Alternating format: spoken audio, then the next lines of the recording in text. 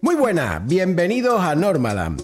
En el episodio que nos ocupa convertiremos nuestro estudio en un ambulatorio, porque vamos a ir a la consulta del médico, no porque estemos enfermos, que tampoco lo podemos descartar, sino porque vamos a hablar de medicina gráfica, de esas obras cuyo contenido se centra en cuestiones relacionadas con la salud y con la sanidad.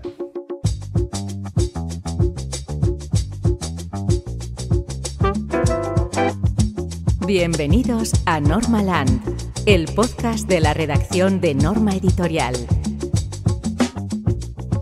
Fundamental para ello contar con una profesional de la medicina, y qué suerte tenemos en Norma de contar con una colaboradora especial y muy estrecha como es Mónica Rex, que es médico de familia, divulgadora de cómics y también la fundadora del podcast Tramas Resueltas. Mónica, ¿qué tal? ¿Cómo estás? Muy bien, no tan bien como vosotros en este súper espacio que tenéis aquí montado. La verdad que es chulo, ¿verdad? Muchísimo.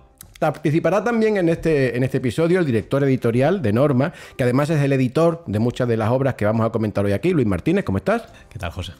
Y, como siempre, Uriol Figuera, que este es un episodio muy especial para él, porque me decía antes que sin ser médico, él sabe de medicina mucho más que algunos médicos. ¿Es así o no, Uri? Bueno, es que un poco malito si estoy. Si estoy algo por cosas de la vida, algo de medicina sé, no tanto como los médicos, ni mucho menos, pero de alguna cosilla, algo me defiendo. Estoy seguro de que vas a aportar mucho en este programa. Además, contaremos con la participación de otros profesionales de la salud, de otros médicos que también nos hablarán de cómic y a los que iremos dando paso a lo largo de todo el episodio. Pero por contextualizar y por comenzar, Mónica, ¿qué podríamos decirnos de la medicina gráfica? ¿De dónde viene el concepto y cómo lo podemos definir?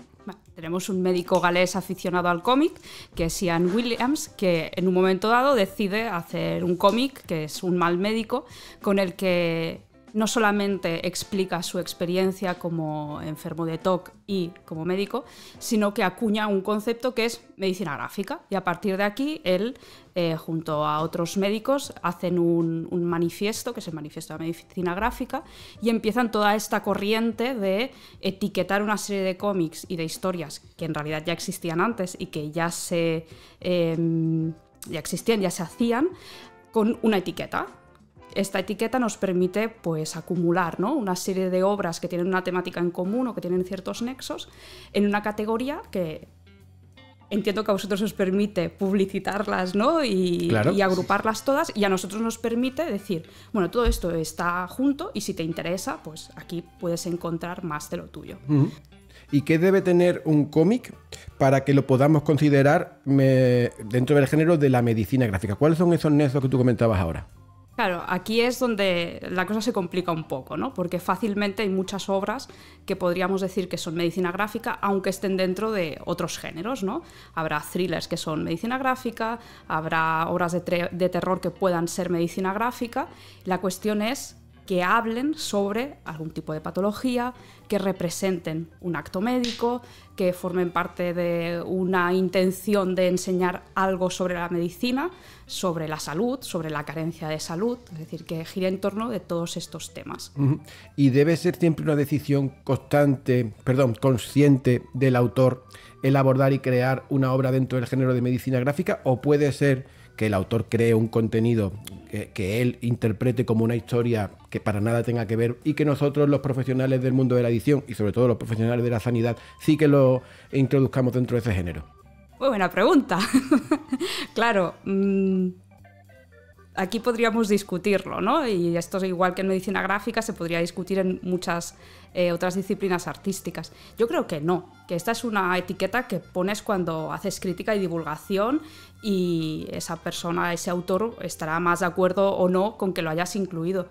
Pero no obligatoriamente. Al final es que a ti te resuene eso que está diciendo con ese contexto. Y si casa, es medicina gráfica. Oye, Luis, ¿y a nivel editorial esta etiqueta de medicina gráfica influye a la hora de mostrar interés sobre este tipo de cómics?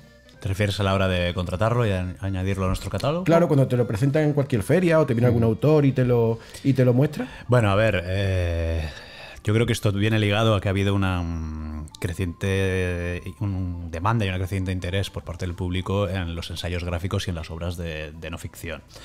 Porque ya se viene viendo desde hace bastante tiempo, incluso desde el ámbito lector y el ámbito profesional, que un cómic es una forma muy buena para abordar ciertos temas o ensayos que pueden llegar a ser farragosos en forma de texto corrido, texto escrito, o que sea divulgativo, porque bueno, tienes el elemento del texto combinado con el elemento de imagen, entonces te permite una herramienta muy, muy poderosa.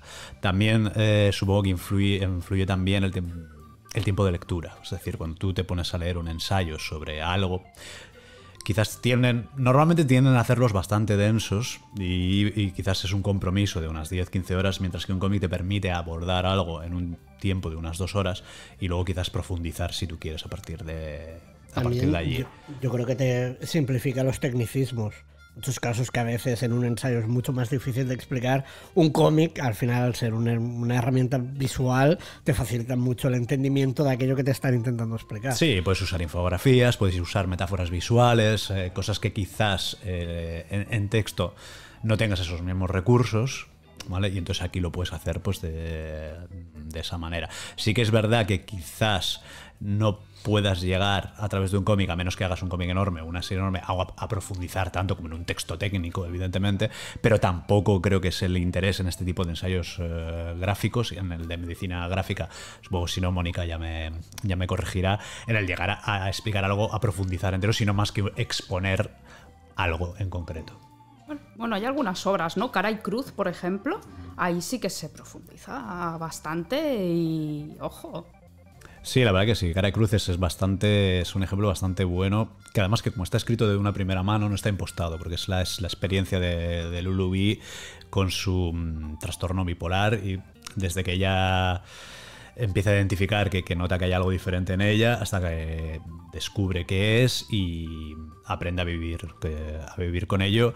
Pero también no es un texto técnico, es más una historia sobre una vivencia y una aceptación de uno mismo, y a la parte te explica qué son esos trastornos. Que yo creo que es lo que aporta valor en Cara y Cruz, creo que es lo que aporta más valor, porque no está impostado, y está escrito desde el yo y está escrito desde la verdad. Y de hecho, a colación de todo esto, os lo pregunto directamente a vosotros dos, ¿no hay especialmente un auge de los cómics o las novelas gráficas vinculadas especialmente a la salud mental?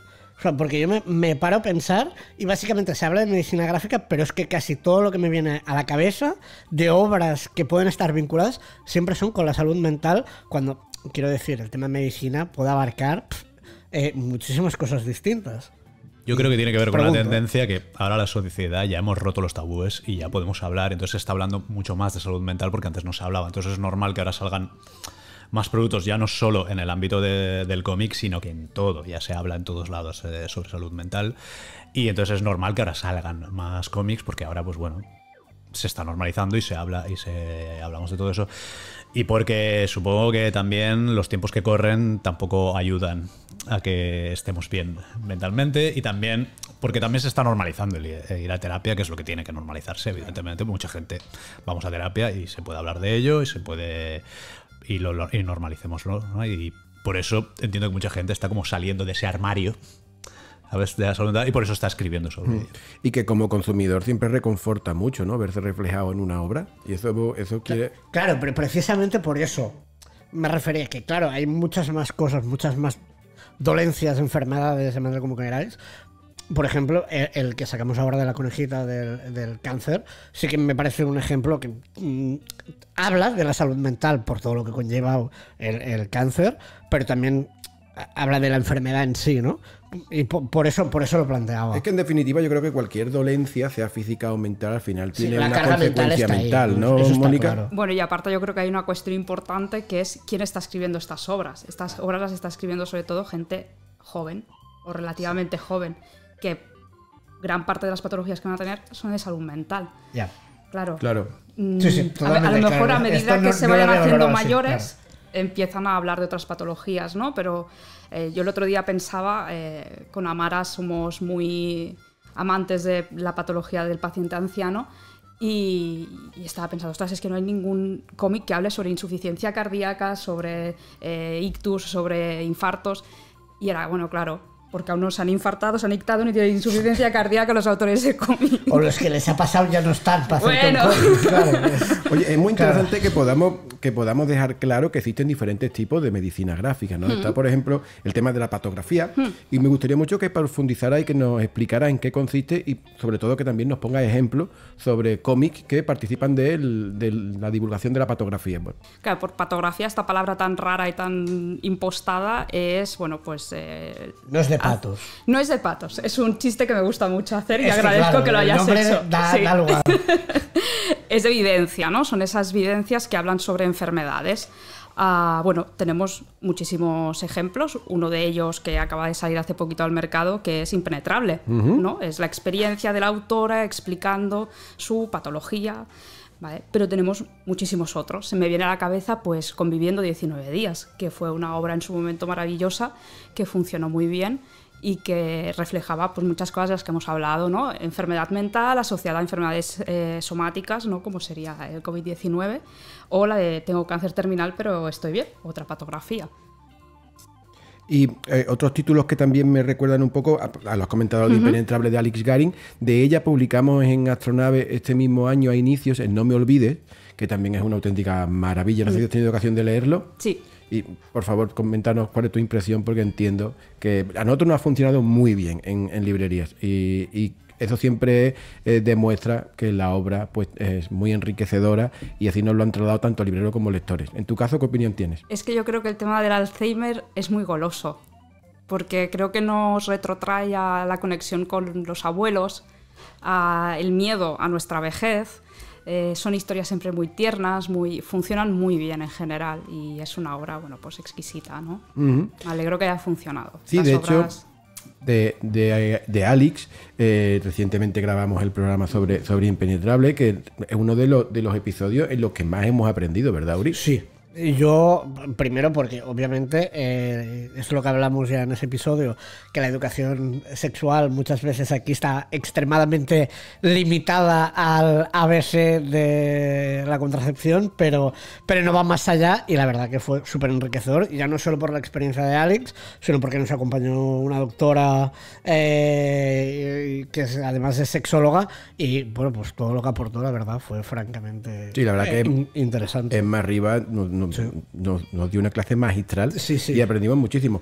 Pues vamos a completar este primer apartado sobre la patografía con una colaboración con un vídeo que nos ha enviado un médico especialista en urgencias, Sergio Moreno, que nos va a recomendar el cómic de Zoe Torogut, Se está muy sola en el centro de la Tierra. Hola, ¿qué tal? Soy Sergio y voy a hablar de mi experiencia tras haber leído la novela autobiográfica de Zoe Torogut, que ella misma titula como Se está muy sola en el centro de la Tierra.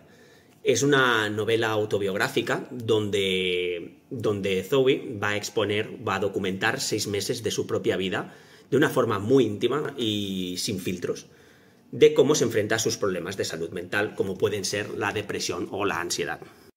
Zoe, esta autora británica, va a utilizar el recurso del cómic como un espejo de su propia mente, mientras se enfrenta a un momento de crisis personal. Todo ello va a resultar en una novela donde va a mezclar ficción con realidad, generando una narrativa muy interesante donde ella misma va a ser la protagonista y se va a ir dibujando mientras intenta entender todo lo que le está pasando. Una de las cosas que más me gusta de esta novela es cómo la propia autora va a combinar el humor negro con situaciones donde ella va a expresar totalmente su vulnerabilidad. Visualmente la novela es una pasada.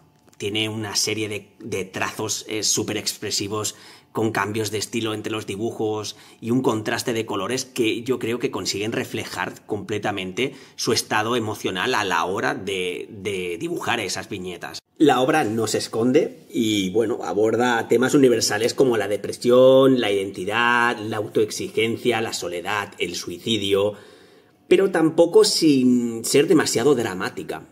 Una de las cosas que me ha gustado mucho también es cómo rompe la cuarta pared en innumerables ocasiones para intentar mandar un mensaje directo al lector, que yo creo que lo consigue, sin duda. Otra cosa que me ha encantado es ver cómo utiliza la ironía y a la vez también utiliza la ternura, ¿no? Sobre todo cuando intenta rescatar momentos del pasado que incluso les da una serie de contrastes de colores que es que de verdad que consigue que te genere esa sensación, esa sensación de nostalgia, de cuando era pequeña, de vulnerabilidad, pero de una forma pues divertida también en alguna ocasión. Es muy interesante ver cómo ella también intenta explicar en la redacción de esta novela cómo el arte en sí supone para ella una vía de escape, pero también en muchas ocasiones un foco principal de ansiedad. A título personal, como médico de urgencias, esta novela me ha ayudado a empatizar con una paciente, una potencial paciente de salud mental. Nosotros, creo que por múltiples factores, no solo por el humano, muchas veces tendemos a deshumanizar a nuestros pacientes, sobre todo en situaciones de patología mental. Como médico de urgencias asistimos a muchos pacientes en situación de sobredosis de medicamentos, con ideación autolítica, o bien con crisis de ansiedad. Y como os comentaba, pues la tendencia es a enfocarte más en la parte médica, orgánica, y dejar de lado un poco más la parte emocional. Y bueno, creo que a veces, incluso para nuestra propia vivencia personal, no es solo como médico, sino también como humano, ¿no? Que a veces también creo que descuidamos tanto la empatía hacia los demás como nuestra propia salud mental, independientemente del lugar de trabajo o de la situación laboral que tengamos cada uno. Y creo que bueno, este tipo de recursos, ¿no? Literarios, cine, teatro, creo que son de ayuda para ponernos en contacto con nuestra parte más emocional, que, como digo, muchas veces las tenemos descuidadas y que al final suponen una gran problemática social en el momento en el que vivimos. Vale, continuamos, Mónica, con otro tipo de medicina gráfica. ¿Qué nos podrías contar sobre la práctica asistencial? Bueno, yo creo que prácticamente cualquier cómic donde aparezca un médico, pues habrá práctica asistencial, ¿no? La práctica asistencial es cuando tú llegas al ambulatorio, te llaman, entras a la consulta y empieza ese acto terapéutico, ¿no? Pues eso es un acto asistencial. El hecho de que pues expliques o que haya una exploración física o que hagamos una prueba complementaria, ¿no? A mí personalmente es un tema que me gusta mucho porque creo que es de donde nosotros más tenemos que aprender, porque muchas veces cuando tienes la bata puesta olvidas que tú a veces también eres paciente o que tus familiares también son pacientes, y eso te hace perder un poco la perspectiva. Yo creo que este es el que tenemos que leer más nosotros para acordarnos de qué se siente en la otra parte, ¿no? Uh-huh. Y creo que tenemos ejemplos muy buenos dentro de Norma, y para mí mi preferido es Comiendo con miedo. Es decir, Comiendo con miedo hay escenas muy duras, creo que es una práctica asistencial. Hay unos celadores que se lo tienen que hacer mirar un poquito y acordarse de dónde están. Claro, de Elizabeth Carín, de quien también publicamos Un monstruo no me deja comer, y voy a dejar caer que Elizabeth está preparando algo nuevo, ¿vale? No voy a decir nada más. En práctica asistencial también podríamos encontrar títulos como Fuerza, ¿no? Uh-huh. O como Locura, un elogio de la diferencia, que casualmente, Luis, fueron dos títulos que editaste tú. Te agradecería mucho que nos recordaras un poco de qué va cada uno de ellos. Bueno, Fuerza es una maravilla. Perdón. Una maravilla. Ah, sí. No, es que a mí me gustó mucho. Y que, por cierto, tenéis la entrevista con Ferran también. ¿Es cierto? Uh-huh. Sí, la verdad que sí, como dice Uri, la verdad es un cómic muy potente porque es un punch, son 5 años es casi como un libro de viaje, un libro de retratos, retrato de viaje, pero una bitácora, en un CAS, 5 años de reflejo de lo que es un CAS, que es el centro de atención a drogodependientes, y Ferran explica sin hilar una historia, sino dando estampas y retazos y dando voz a los asistentes al centro e incluso a las profesionales sobre, bueno, un poco el problema de la droga y cómo se está tratando en este país, y también nos da una cura también de que es un problema que atraviesa todas las clases sociales y a todo el mundo, ¿vale? ¿No? Digo, desestigmatiza un poco esa visión que tenemos del cliché del yonki, ¿no? O sea, y que adicciones, también habla de muchísimas adicciones y también, bueno, da algunos datos también de en España, ¿no? De cómo está en el panorama en España, y la verdad es que es súper potente. Ferran le están llamando para hacer charlas en en todos lados, la verdad. O sea, cada semana nos escribe, que está en un sitio diferente, Es dando cierto. charla, y es un cómic genial. Locura, un elogio a la diferencia, es un ensayo gráfico, es un cómic de no ficción, pero un poco sí que sigue más los cánones de un cómic normal, así como lo de Ferran es una serie de retratos, bocetos a veces, imágenes pictóricas y texto, y confluye, se lee como un delirio, ¿sabes? En el caso de Locura, un elogio de la diferencia, es un viaje que realizan José Valenzuela y Alfredo Borés a lo largo de los infiernos de la salud mental en España. O sea, es un cómic documentado en el que hablan con gente que tiene diferentes tipos de trastornos, está dentro del espectro de diferentes tipos de trastornos. No me gusta llamarlo a veces trastornos porque hay como ese debate de que igual son señas de identidad o no, que es trastorno o no. A lo largo de los años el DSM ha recogido que alguna cosa es trastorno y luego no lo es, ¿sabes? De hecho hablan un poco de esto también en el cómic. Y a lo largo de un viaje que hacen en la nave de los locos, con un barquero que es un Virgilio que les lleva, que es un médico de la Seguridad Social, pues bueno, van explorando un poco. Además es un médico real. Es un médico real, pero que no damos, no damos su nombre para que no tenga problemas. Que damos su nombre y bueno, hacen un recorrido bastante bueno y aportando como diferentes puntos de vista, incluso desde la antipsiquiatría y otros, bueno, un poco sin juzgar nada, sin valorar, ¿vale? Pero bueno, te explica lo que hay. Dando una foto bastante buena. Es una obra incómoda, pero muy importante, sí. Que también tenéis la entrevista. Yo barro para casa. Como debe de ser, Uri, gracias. Oye, Mónica, ¿y qué puede aportar una lectura como Nelly Bly, que también la podemos clasificar dentro de esta práctica asistencial, al campo de la medicina gráfica, tratándose de una historia de época? Parece una historia real, además. Sí, yo creo que precisamente esa realidad lo que aporta es perspectiva histórica de lo que ha sido la salud mental y de hacia dónde tenemos que ir y qué prácticas tenemos que dejar atrás.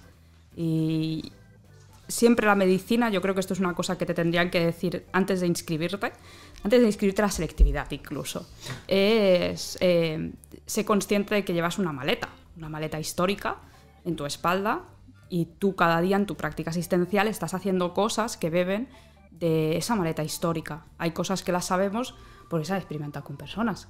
Hay cosas que las sabemos porque se han hecho malas prácticas y este cómic muestra muy malas prácticas de la psiquiatría. Entonces, en esa asignatura de historia de la medicina, pues a lo mejor habría que leer esto y ponernos en nuestro sitio un poquito. Es una lectura muy recomendable, la verdad que sí.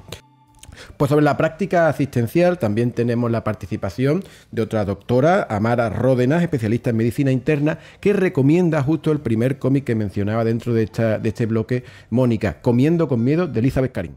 En primer lugar, quisiera decir que me ha parecido que la autora Elizabeth, autora y protagonista del libro, consigue hablar con mucha sencillez y mucha simpleza de un tema muy complejo como son los trastornos de conducta alimentaria. Es capaz de hacer o de tener una visión muy realista de las emociones y de los sentimientos de los adolescentes, ¿no? Cómo ese nivel de inseguridad tan elevado, ese nivel de autoestima muy bajo, ese nivel de autoexigencia, de perfeccionismo, de timidez tan elevados y los escasos recursos, digamos, ¿no? O armas con los que se cuentan en esta etapa.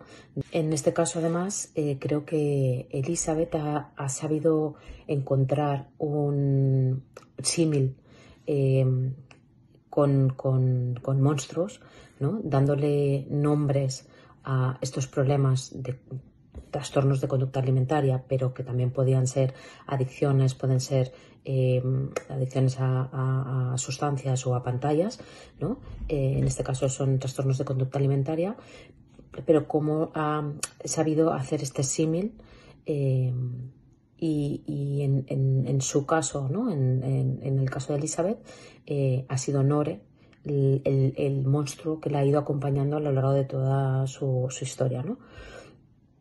Este monstruo aparece en su vida, ¿no? Dándole control, confianza, seguridad al personaje y placer, ¿no? Y esto es lo que va haciendo que ella vaya tomando confianza en este monstruo hasta que la situación se ve muy avanzada y aparecen los primeros signos de alarma, como en el caso de Elizabeth, que es la menorrea, ¿no? Como el monstruo Nore aprovecha esta falta de autocontrol y de autoestima para chantajear al personaje. Por otra parte, creo que también el plasmar, ¿no?, cómo se siente la autora cuando llega a un centro psiquiátrico, ¿no?, a esta sala blanca, cómo siente que la desconfianza total y absoluta hacia ella, y lo difícil que se hace poder confiar en uno mismo cuando nadie confía en ti, ¿no? Me gusta mucho cómo remarca la autora la necesidad de encontrar la conexión del tú con la realidad. Ella, en este caso, yo creo desde el entendimiento, desde la comprensión y el amor más sano, en este caso de la madre de Elizabeth, ¿no? Consigue encontrar esta realidad y es capaz de pedir ayuda en un momento en el que estaba la situación en un punto complicado, ¿no? Hasta que, ¿no?, Elizabeth, de la mano de una psicóloga que consigue conectar con ella, consigue encontrar esa persona con la que conectar y que le permite reconocer a emociones como angustia, ansiedad, miedo en la imagen de Nore, ¿no?, en la esencia de Nore. Cómo finalmente nuestra protagonista consigue vencer los miedos y coger las riendas de su vida, ¿no? Y hace apelación a que debemos volver a retomar las riendas y ser los protagonistas de nuestra propia historia, ¿verdad? Porque en la autoescucha y la aceptación y el amor propio está la posibilidad de recuperación de un problema como los trastornos de conducta alimentaria.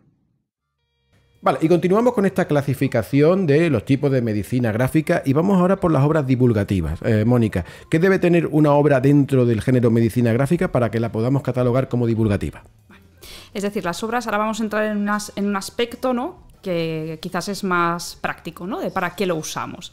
Las obras divulgativas yo creo que son aquellas que barren hacia afuera, es decir, explican al lector que no es sanitario cosas relacionadas con la medicina, con la salud. Uh-huh. Y algunos ejemplos dentro de nuestro catálogo pueden ser las obras de Lulubi, Luis, por ejemplo, Cara o Cruz, que ya lo hemos mencionado por aquí, o Como un pájaro en una pecera. ¿Qué podríamos contarnos de estos dos títulos de Lu? Bueno, creo que el de Cara o Cruz ya sí que hemos hablado, fue el primero que publicamos de ella. Ella ha seguido haciendo otros cómics. Después, digo, aparte de estos dos que hemos publicado en Francia, también tiene publicados otros, donde no aborda estos temas, pero sí que tiene un cómic llamado Raíces en Francia bastante chulo. Pero bueno, Cara o Cruz, lo que os he dicho, es muy potente porque habla un poco desde el yo y desde su verdad y desde todo este viaje de autodescubrimiento. Y luego el siguiente también habla del espectro neurodivergente. Pero esto sí que es verdad que esto no está basado en su propia experiencia, ahí coge unos personajes de ficción, pero consigue una cosa que es lo que a veces suele ser difícil, es que sea entretenido porque se crea una historia de ficción entre ellos para explicarnos un poco todo este espectro neurodivergente de personas con altas capacidades, también muy documentado y también muy fluido, ¿vale? Es muy buena narrando esta chica, es muy buena porque es muy buena con lo que he comentado antes, que era con las metáforas visuales. Es buenísima, si abrís ese cómic y lo miráis, pues ya veréis enseguida, la lectura fluye, nos lleva, la narrativa funciona y nos queda todo bastante claro. Además con un tema de las personas de altas capacidades neurodivergentes con la que hay muchísimas dudas siempre sobre qué es, a qué nos estamos refiriendo, quiénes son.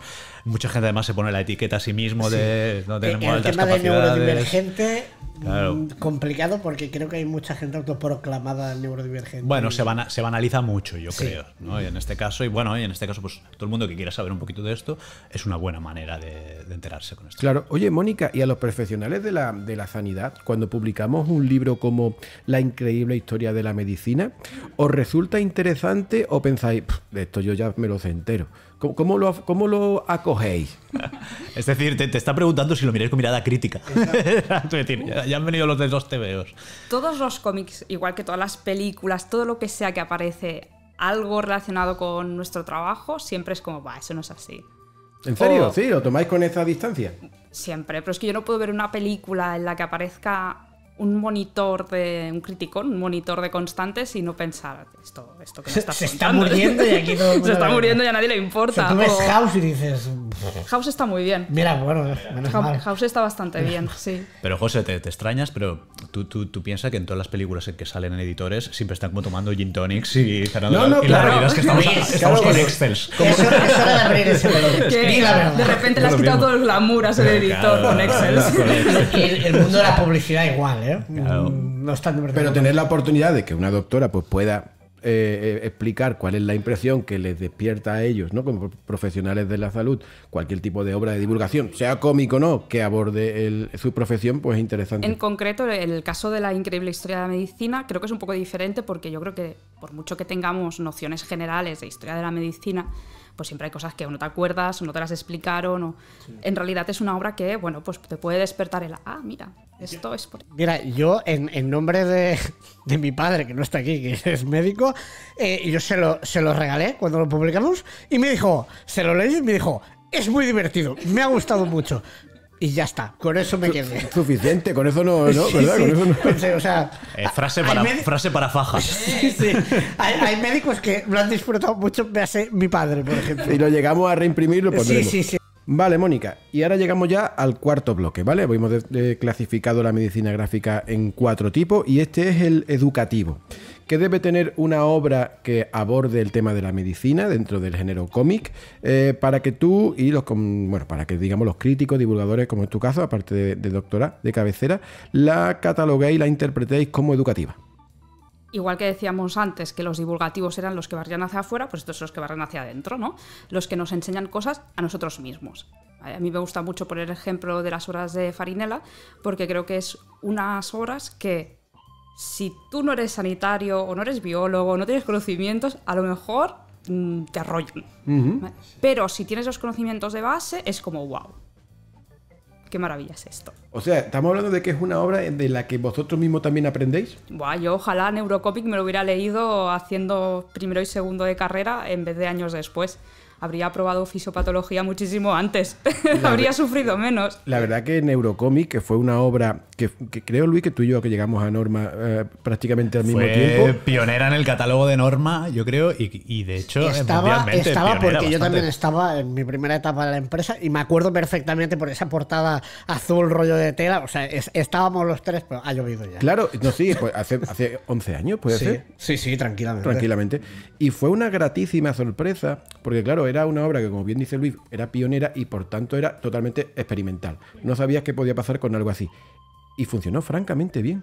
Y claro, te planteabas la duda de decir, ¿habrá sido el perfil de comprador será únicamente profesional? ¿O habrá también un consumidor, digamos, que no tenga nada que ver con la sanidad, que también se interese por este tipo de contenido? ¿Tú al respecto qué opinas? ¿Crees que también el cliente que no sea sanitario le puede despertar interés una obra como, por ejemplo, Neurocomic, que es la que nos viene al caso? Yo estoy convencida de que sí. El problema son las capas de lectura. Es decir, cuando yo veo este cómic, digo, es que no solamente lo que me estás explicando, es que está bien dibujado, es que lo que estás explicando gráficamente lo estás reproduciendo bien, es que realmente con esto yo podría haberme preparado una clase de fisiopatología, ¿no? Entonces, Eso son palabras mayores. Claro, y decíamos antes que ya tiene un tiempo en el catálogo, pero ¿es vigente lo que todo es? Sí, Quiero decir, sí. porque claro, la medicina, el avance médico pues es constante y demás. Pero el Todo cerebro sigue el igual. contenido que aparece ahí es vigente. La gente que se puede acercar ahora encontrará Por un supuesto. cómic muy valioso. Pues facultades de medicina del mundo y estudiantes de medicina del mundo, que sabemos que el tema de los apuntes es algo complejo. Ya sabéis, acercaos al cómic para probar fisiopatología.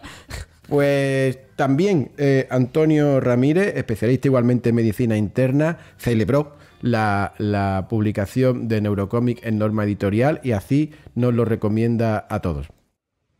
Hola, voy a comentar un poco acerca de este libro, el libro Neurocómic por el doctor Mateo Farinella y la doctora Hannah Ross. Es un formato precioso, es una encuadernación muy bonita, con un papel de bastante calidad, unos gráficos, la verdad es que bastante llamativos, dignos de observar viñeta por viñeta, con muy buena muy buen encuadre de todos los factores que van componiendo la historia. Entra en el terreno de la novela gráfica, pero creo que es más bien un ensayo gráfico. Nos habla de cómo funciona el cerebro, cómo funcionan algunas funciones cognitivas principales en forma de una historia. La historia en sí no se desarrolla como una novela, no tiene un desarrollo, un nudo, un desenlace, momentos incluso inconexa como tal. Y de hecho, al empezar a leerla, me pareció que si la leía como una novela, iba a acabar decepcionado. La enfoqué más como eso, como un ensayo, y funciona muy bien. Recuerda muy bien a ensayos científicos divulgativos muy interesantes, incluso rollo con Asimov u otros autores reconocidos. Han tenido la maravillosa idea de ir enlazando personajes, momentos históricos de la neurociencia, de la neuroanatomía, del estudio científico de las funciones cognitivas, y eso le da un plus, ¿no? Conecta lo que es la ciencia, la historia de la medicina y la neurología, la neurociencia, y los personajes que también nos da pie, si queremos después, a conocerlos más en profundidad. Me parece muy interesante, que creo que no hace falta saber mucho de neurología para engancharse al cómic, pero también, si se sabe algo de neurología o de neurociencia, probablemente incluso muchos conceptos que de manera técnica los tengamos bastante asumidos, bastante claros, y los aterriza muy bien y los hace bastante asequibles para ser mejor comprendidos, e incluso algunos aclarados en conceptos que podían estar un poco más dispersos. Como ya he dicho, la encuadernación es muy bonita, y el final, sobre todo, el final de una historia que sí, que potencia un desenlace imaginativo, también nos da pie a seguir mirando este tipo de historias, este tipo de libros con otro tipo de visión. La verdad es que me ha gustado mucho, me he quedado muy enganchado a él. Yo creo que de forma divulgativa funciona muy bien. Como forma de novela no es una mala historia, pero sobre todo da pie a interesarse más por temas de neurología y neurociencia. Bueno, pues después de esta clasificación, en la que hemos aprendido todos un poco más sobre el género medicina gráfica, y en el que ha sido gratísimo poder recomendaros títulos de nuestro catálogo que han ayudado a tanta gente y que vienen avalados por profesionales de la sanidad, como es el caso de Mónica y todos sus compañeros que en los vídeos han prestado esa voz para sugerir y para animaros a leer estas obras, vamos, como viene siendo habitual en los finales de nuestros episodios, con la sección de Uri, con su informativo, pero me comentaba antes que va a ser hoy un poquito especial o que no va a venir informativo. Uri. Directamente, no hay noticias más remarcables que lo que podamos hacer ahora. Que, bueno, básicamente vamos a hacer una clase de medicina gráfica práctica, así que me voy a poner en manos de la doctora Rex, que por cierto, doctora Rex, la doctora Rex es probablemente de los nombres de doctora más épicos que hay. La verdad que no he caído yo en llamarla durante todo el episodio doctora de doctora Rex. Hemos empezado de nuevo a grabar. Es que es buenísimo. O sea, yo me voy a cambiar de cap solo para tenerte a ti y decir que tengo a la doctora Rex. Bueno. Así que, bueno, me pongo en Puedes tus llamarme manos. doctora Rex aunque no seas mi paciente. Va, pues te llamas doctora Rex. Perfecto. Pues doctora Rex, me pongo en tus manos y bueno, he venido aquí a aprender como buen paciente que soy. Vale. Bueno, simplemente hemos estado diciendo durante todo el podcast, ¿no?, de que la medicina gráfica nos sirve para hablar de medicina, para hablar de bioética, para hablar de relación médico-paciente, toda una serie de cosas que podemos poner en práctica. Vale. Y como tenemos el cómic de Tengo cáncer terminal, pero estoy bien, pues bueno, hemos escogido 2 viñetas. Vale. Entonces, ¿serás capaz de leer las viñetas primero? Vale. Creo que seré capaz. Vale. ¿Esta? Confiamos en ti, Uri, no nos dejes mal. Ah, pero ¿queréis que os lo lea en...? Hombre, claro, porque si no, no sabes... Hostia, esperaos, que esto es manga, que esto es manga y se lee al revés. Aquí. Sí. Hombre, si quieres... No, pero claro, aquí, vosotros porque sabéis mucho de cómic, pero hay gente que no lo sabrá, el manga se lee al revés, y si no te acuerdas, pues puedes hacer el tonto y empezar por donde no toca. Cuando tengamos los resultados, quiere que se lo comuniquemos sin tapujos a usted directamente. Pues sí que lo preguntan. Sí. Fue lo único que coincidió con lo que había visto en la tele. Vale. Es decir, tenemos una escena, ¿no?, donde un médico está dando la mala noticia de que esta persona pues tiene cáncer y tal. O bueno, aún no se lo ha dicho y llega ese momento de... ¿A ti te gustaría que te lo dijesen sin tapujos? ¡Buah!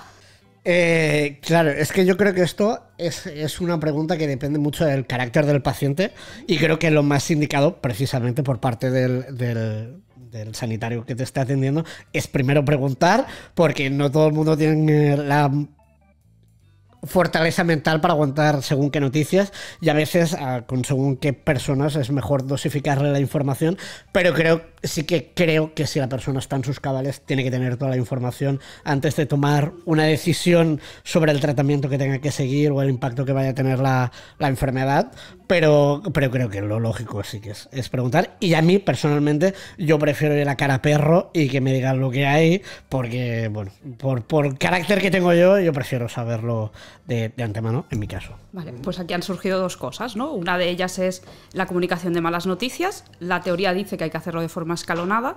La práctica dice que nos callamos muchas malas noticias por miedo a la reacción del paciente y la familia. Entonces, bueno, pues este es uno de esos temas que tienen mucho que ver con el contexto cultural y bueno, pues sí, contexto cultural y temporal, como aquel que dice, porque tu abuela, por ejemplo, las malas noticias las hubiera querido saber. ¿Sería a cara perro como tú? Mi abuela yo por ejemplo, tenía... Dice, no, mi abuela sí, porque mi abuela era muy kinky. Mi abuela tenía mucho carácter, pero sí que culturalmente, precisamente por el bagaje cultural histórico que tenía ella, lo encajaba con su proceso, pero yo creo que también al haber vivido en una posguerra y en un entorno donde se le había muerto mucha gente, en estas cosas como que era bastante dura de pelar y tenía su tiempo de proceso, pero luego era, bueno, esto es lo que hay y lo tengo que asumir, pero en cambio mi otra abuela sí que era muy de tabú. O sea, yo he tenido como las 2 vertientes. Una abuela que era como, no, todo lo que hay y para adelante, lo tragamos y vamos viviendo. En cambio la otra de, no, uy, la enfermedad se tiene que quedar en casa porque claro, es algo como malo, como responsabilizando al paciente de que tiene una dolencia que pues, en la mayoría de casos pues no tienes la culpa y básicamente, pero había como ese tabú, o sea que realmente en mi caso he vivido las 2 vertientes, una en cada parte de la familia. Realmente. Todo esto solo con una viñeta. Imagínate. Oye, Mónica, me ha llamado la atención cuando has dicho que los profesionales soléis dar la noticia en la práctica de manera escalonada. Y me surge la pregunta, ¿os preparan para eso en la carrera? Bueno, Yo te tengo una dicen pregunta que en tienes que relación a hacerlo esto. de forma escalonada, pero nadie te enseña a hacerlo de forma escalonada, porque hay cosas que no se pueden enseñar. Hay cosas que solo aprendes haciéndolo. Y la primera vez que das una mala noticia, probablemente no lo haces perfecto y probablemente haces mucha transferencia, porque tú tampoco estás bien. A nadie le gusta llegar y decirle a alguien, mira, tienes un cáncer y va a ir mal, ¿no? Y eso en urgencias, por ejemplo, pasa mucho, en el ambulatorio pasa mucho. Y es difícil, y es muy difícil, y a ti te afecta porque a ti te remueve. Es decir, pues también tienes abuela, tienes padres, tienes hijos, tienes familia, y obviamente no es una cosa que tú digas fríamente. A lo mejor hay gente que sí, que hay gente para todo, pero... Y yo, a raíz de esto, tengo dos preguntas, ya me perdonarás. La primera, ¿crees que en facultades de medicina igual habría que poner un curso o una asignatura o algo de precisamente de trato con el paciente? Existir existen. ¿Ah, sí? Sí, Lo desconozco. sí. Lo que pasa es que son muy teóricas. Claro, no, Claro, no le veo entonces, mucho sentido, ¿no? Yo para O sea, mí personalmente creo que leer patografías es una manera de acercarte teóricamente a algo práctico. Porque, por ejemplo, aquí estás viendo cómo lo hace un compañero. Aquí hay un compañero que es un dibujito y tal, que lo hace y lo hace muy bien. Escuche, ¿usted qué va a querer?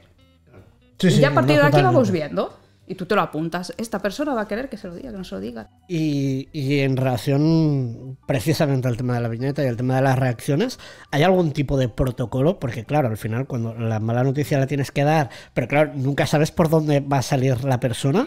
¿Hay como protocolos en función del tipo de reacción que pueda surgir? Se nota que tienes sanitarios en la o- familia. ya. Conoces la palabra protocolo. Sí. La verdad que sí.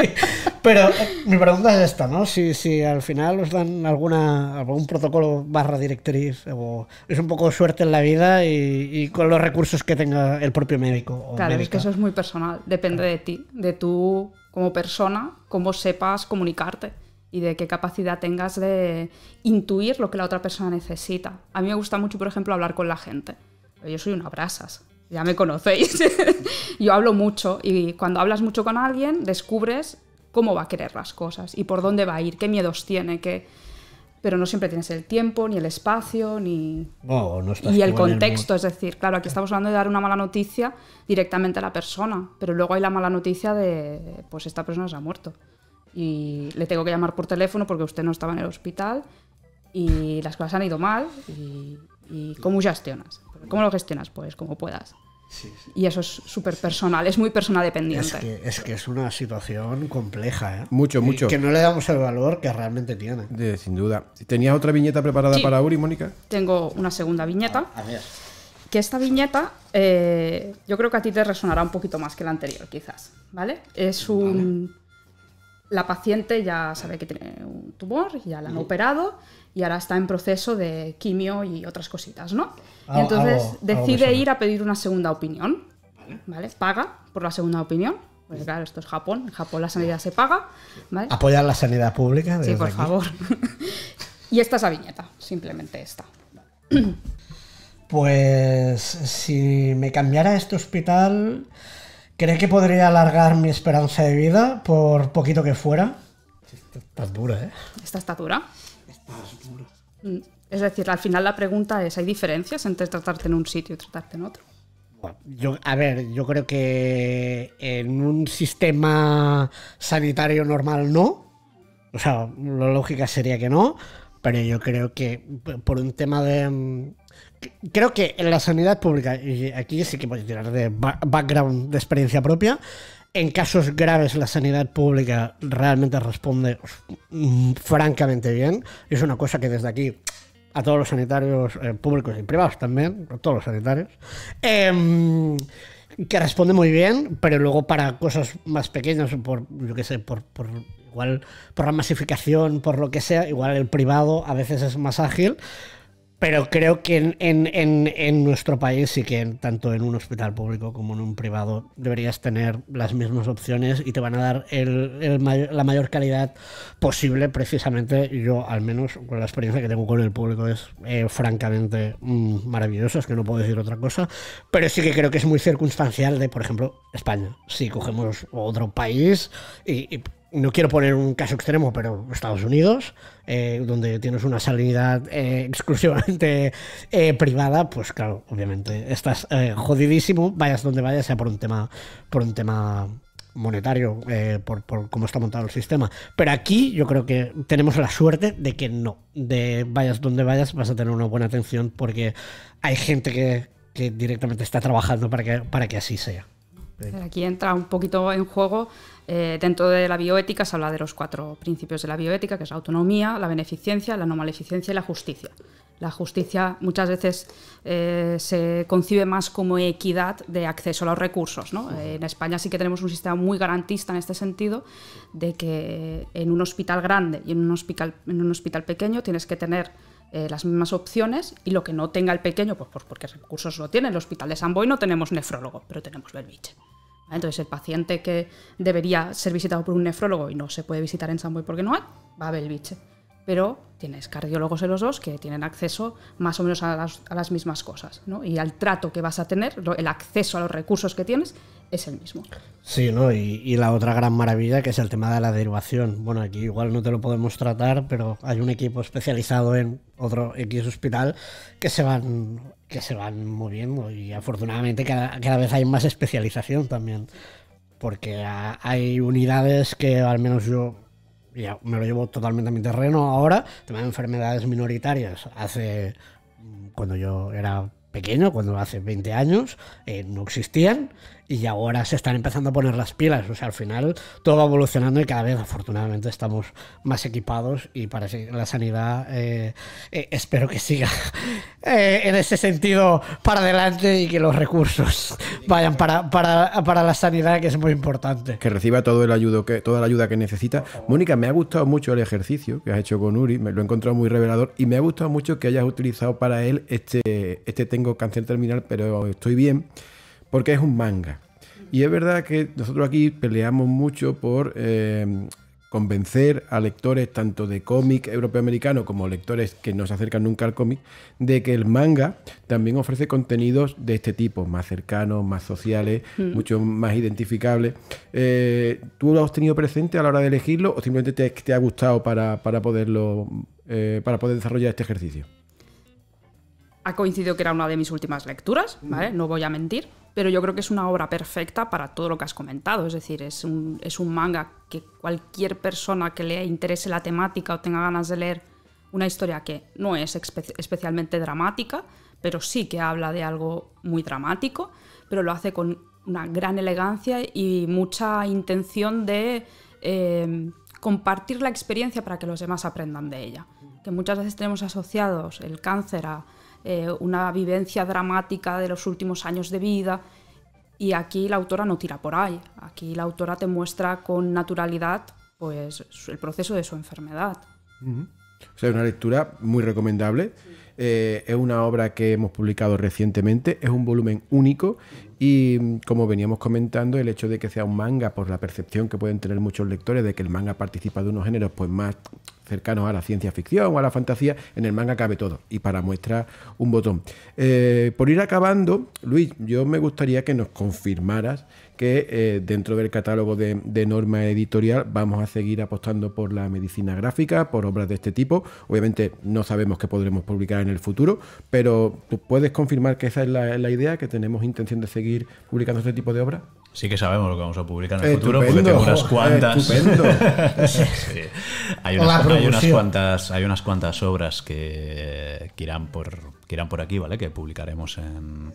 ¿Puedes en avanzar futuro. temática, ni que sea? Bueno, puedo avanzar una ya. Venga. ¿Vale? Que se llama A los pechos me remito, que es sobre el cáncer de mama, y está guionizada por Jess, que ha pasado un cáncer de mama, y está dibujado por David Well.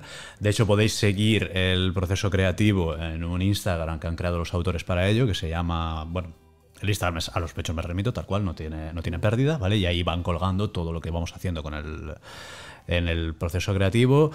Y va a ser un cómic un poco en el estilo de Cara o Cruz que hemos hablado dentro, ¿vale? Porque a través de la experiencia de Jess, desde el principio empiezan a detectarlo, y incluso sus cambios emocionales y todo lo que va pasando hasta que al final, claro, de un cáncer de estos es como no te terminas como de curar del todo, siempre tienes que estar como vigilante y demás, y todo lo que puede pasar una persona por ello, pero yo creo que mucha gente, además de nuestra generación, se va a ver reflejada porque está hecho en clave millennial. O sea, es casi como un manual de supervivencia a nivel millennial para el cáncer de mama.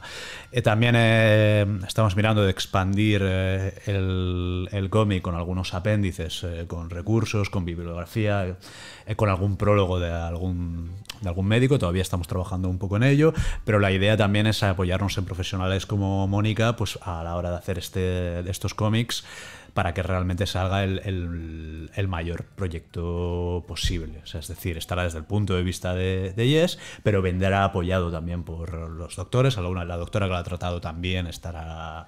Creo que también está supervisando. O sea, no quiero hablar mucho de esto porque todavía no está del todo cerrado, pero estamos trabajando en esa línea y seguramente saldrá para final del año que viene, si todo va bien. Seguro que ya sabéis Seguro que sí. los procesos del cómic fluctúan Son mucho. inescrutables. Esperemos que se respete el Excel. Exacto, ese Excel que marca los tiempos tiene que respetarse. Mónica, y una última pregunta. ¿Los profesionales de la salud echáis en falta que se aborde algún tipo de contenido concreto en la obra de divulgación, ya bien sean sí. cómics, pueden ser ensayos o narrativa? Contenido, obviamente, me refiero vinculado a la salud. Yo sí que echo de menos hablar de otras enfermedades, ¿no? Es decir, tema de Alzheimer, demencia, salud mental, todo esto pues está muy trabajado y yo a veces echo de menos hablar de otras cosas, pero entiendo que es complicado. Entiendo que es complicado, bueno, pues no sé, enfermedades minoritarias, ¿no? Lo que decía Ojalá. Uri, es un tema que puedes explotar muchísimo, que no te lo acabas nunca y que seguro que hay historias súper conmovedoras que tienen muchísimo valor que aportar, ¿no? Yo siempre digo, algún día tengo que hacer un cómic de mi enfermedad. Algún día. Pues ya estás tardando. Sí. ¿Vale? Buah, Envíame el briefing. Porque, Uri, ya que la has mencionado, ¿cuál es tu enfermedad? ¿Cómo se llama? Es que, claro, el nombre técnico es pignodysostosis, que, bueno, por no alargarme, afecta sobre todo el tema de los huesos y eso conlleva problemas de crecimiento, etcétera, etcétera.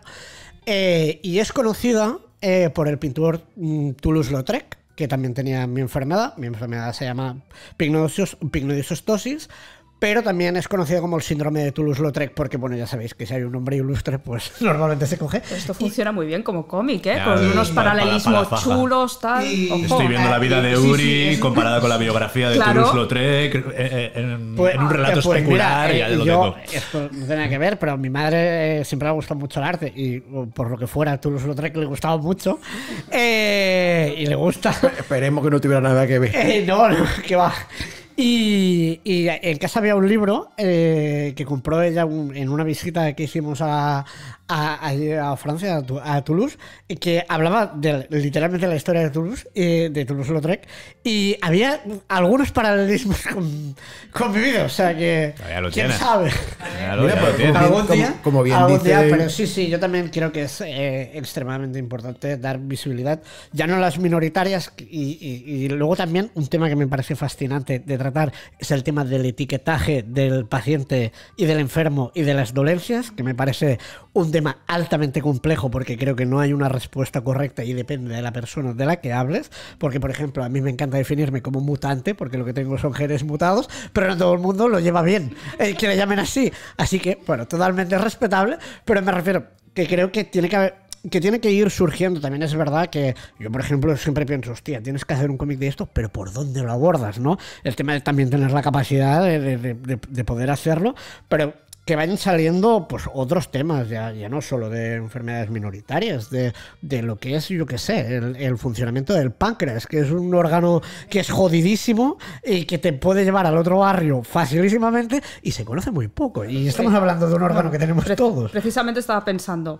enfermedades minoritarias o altamente prevalentes. Diabetes, ¿dónde está el cómic sobre Claro, por diabetes? ejemplo, ¿Dónde ¿no? está? Lo necesito. Pues qué interesante. Ojalá sirva esta reivindicación nuestra los para autores animar. que nos escuchen, que para sabemos que hay animar. autores que nos escuchan a menudo, pues ya sabéis, os lanzamos ahí el guante a ver si alguien lo recoge. Sí, pero es que es lo que decía. Estos cómics y estos proyectos suelen salir porque quien los hace sufre de ello. Entonces, claro, es como que se te tienen que dar dos confluencias, que sea dibujante o guionista y tal, porque claro, una cosa es padecerlo y otra cosa es saber narrarlo y saber expresarlo. Totalmente. ¿no? Claro, Entonces, yo muy creo que por eso importante. también hace que tal, pero animo desde aquí como director editorial que autores del mundo que padezcáis Cosas. y queráis expresarlo, estamos abiertos a proyectos algún de día este te tipo, como ha aparezco, dicho yo algún día Uri. te aparezco con un borrador de guión, te lo suelto ahí en la mesa y ya. Bueno, me tienes cerca, Por de eso, ti no por puedo eso. escapar. Yo tengo esa ventaja. Aprovechalo.